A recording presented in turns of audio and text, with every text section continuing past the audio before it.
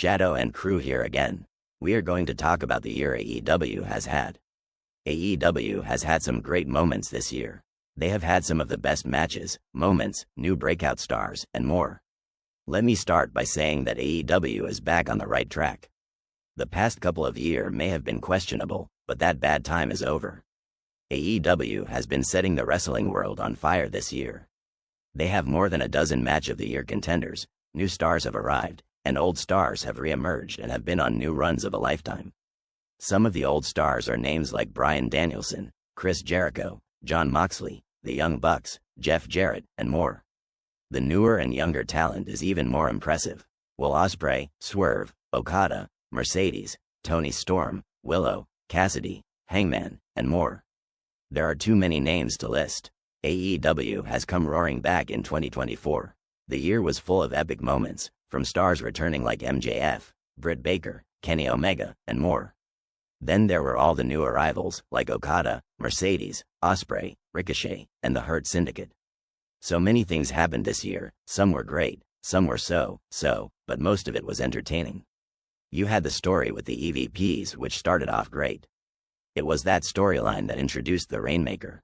The EVP storyline lost steam after a while, but it had some of the best moments like Sting's final match, also at Anarchy in the Arena, and Blood and Guts. The learning tree somehow got over with the fans. Never doubt Chris Jericho. Jericho can't be stopped, he's really a master at his craft. You had the father of the decade, Christian, expanding his extended family, and breaking up others. He also continues his feud with his best friend Adam Copeland, which had a great ending to it. This was Bryan Danielson's last year as a full-time wrestler. Bryan Danielson winning the AEW title was one of the best moments in wrestling. Also, Toni Storm and Mariah May's betrayal. You got Moxley going full-on psychopath, trying to kill his friend and ending his career. Then Moxley goes and form the Death Riders, and launch a hostile takeover. Moxley must have been watching Game of Thrones because he's running around saying he's the one true king. It must be something in the water because Mox, Hangman, and Ricochet all turned psycho. You have one pouring bleach down people's throats, another with a tissue fetish stabbing people with scissors, and then there the man drinking beer while burning down houses. Then there was Bobby Lashley's arrival, which broke the internet. Don't forget about the heart and soul of AEW, Darby. There are many words you could use to describe Darby. One would be the sacrifice. This man puts his life on the line every time he shows up, from car crashes, jumping through glass, being waterboarded, or being set on fire. AEW is not rated PG, this is mature entertainment over here.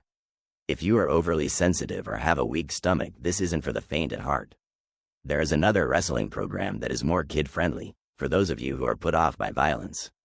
AEW is not trying to put their wrestler on cereal boxes. AEW is where the best wrestle. Swerve had an epic year. His run this year will be in the history books. And Swerve and Hangman are going to go down as one of the greatest feuds in the history of pro wrestling. Toni Storm really proved she is timeless. Toni Storm took her character to another level. She was without question the best woman in wrestling this year. Speaking about being on another level, we got the debut of the greatest wrestler alive, Will Ospreay. This man is not human. He's more like something you would see in comics, or in anime. Ospreay seems like it is impossible for him to have a bad match. Every match he seems to have ended up being a classic. Every pay-per-view is a banger. You always get your money's worth. These events are not like that other company PLEs. I know that's a cheap shot. Anyway, let me talk about some of the best PPVs this year. I would say it started with Revolution with the send-off to Sting.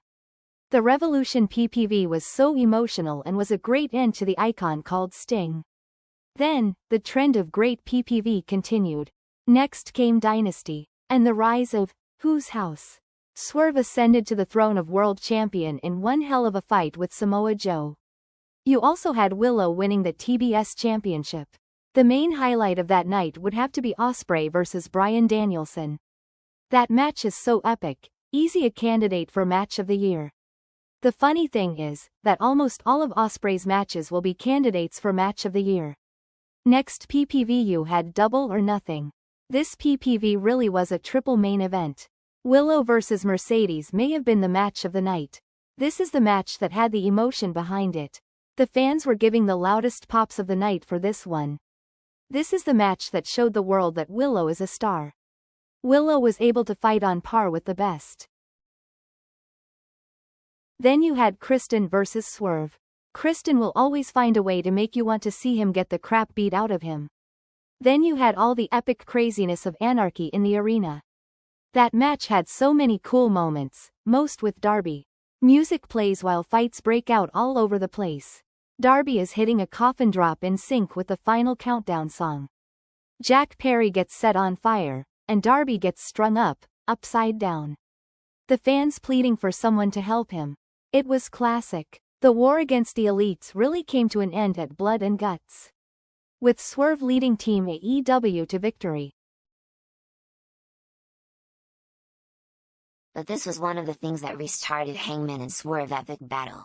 One of the best feuds in wrestling in years. The battle between the two is beyond personal.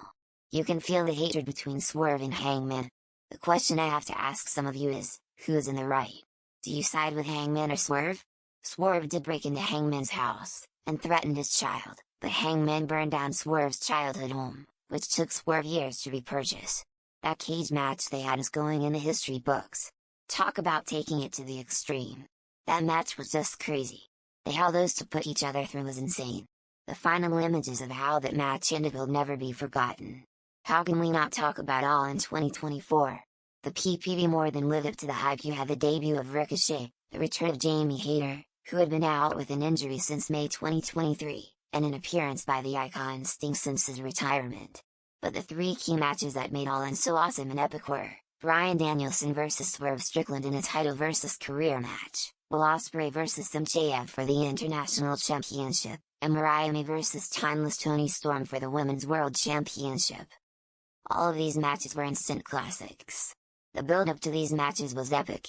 MJF evil tactics against Ospreay, Mariah turns on Toni, and Bryan Danielson's last stand. Danielson's match was one of the best feel-good moments in wrestling.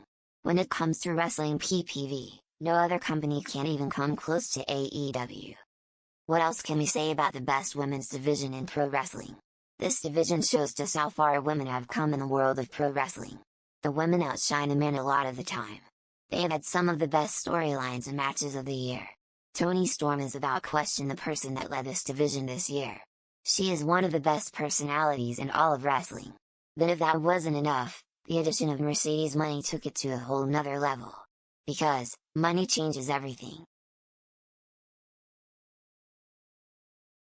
Those two have helped so many other women reach new heights of stardom, from Mariah May, Willow, Julia Hart, Statlander, and more. The women barely used to get any TV time, but now they're getting multiple segments and even main eventing events. There are so many great women in this division now. I hope they introduce tag team belts for the women's division. They have the world and TBS titles, but the women needs a tag division as well. This will help even more of them get over with the fans. Let me talk about some of the talent. I will start with some of the lesser names first. Willow had one of her best runs this year. Her feud with the match with the CEO turned Willow into a top star. That match they had was one of the most hyped and anticipated. They were getting the biggest pops of the night. Then Willow went on to have another great feud with Stokely and Statlander. Then there's Mark Briscoe, who is always entertaining in everything he does. His battles with the House of Black and the Learning Tree, and it looks like Briscoe might be building a feud with the Hurt Syndicate. Speaking of the Learning Tree, you just can't keep Chris Jericho down. This man reinvents himself and has more transformations than Frieza from Dragon Ball. Somehow Jericho has been able to remain relevant for more than 3 decades. That is a testament to his talent. He is also helping Big Bill and Brian Keefe get over. Let's not forget about the Big Bad Wolf, MJF. This man is a true heel. He hasn't even been back a year and has been in some of the most entertaining segments. MJF and Ospreay had a classic rivalry. Those two put on a master class of hero versus villain. That 60-minute match they had was incredible. The talent of these two showed just how great the talent of AEW is. The whole storyline, Ospreay not wanting to use his forbidden move, and then finally unleashing it on MJF because MJF crossed too many lines, was cinema. Pretty much everything Ospreay was involved in was awesome. Ospreay is the true face of AEW. He's that guy. If AEW needs a person to put the company on somebody's back, they have found them. But AEW has more than just Ospreay. They have more than half a dozen people who could be the face of the company, like Darby, Swerve, Tony Storm, Cassidy, and more. AEW has created some of the most entertaining characters and storylines. This year has seen the rise of some of the best talent. You got Kyle Fletcher doing some of the best work of his career. This counter Ospreay gimmick he got going is really working for him. Jay White is red hot right now. They need to keep Jay in the title picture. He and Hangman are reaching new heights in their careers. Hangman for sure needs to be the champion this year. This man is getting some of the biggest reactions. If you thought Hangman peaked in the past, we were not ready. This new crazy, psycho Hangman is awesome. Then there is Ricochet. It took Ricochet a while to find his true gimmick, but now that he has, I love this new attitude he has.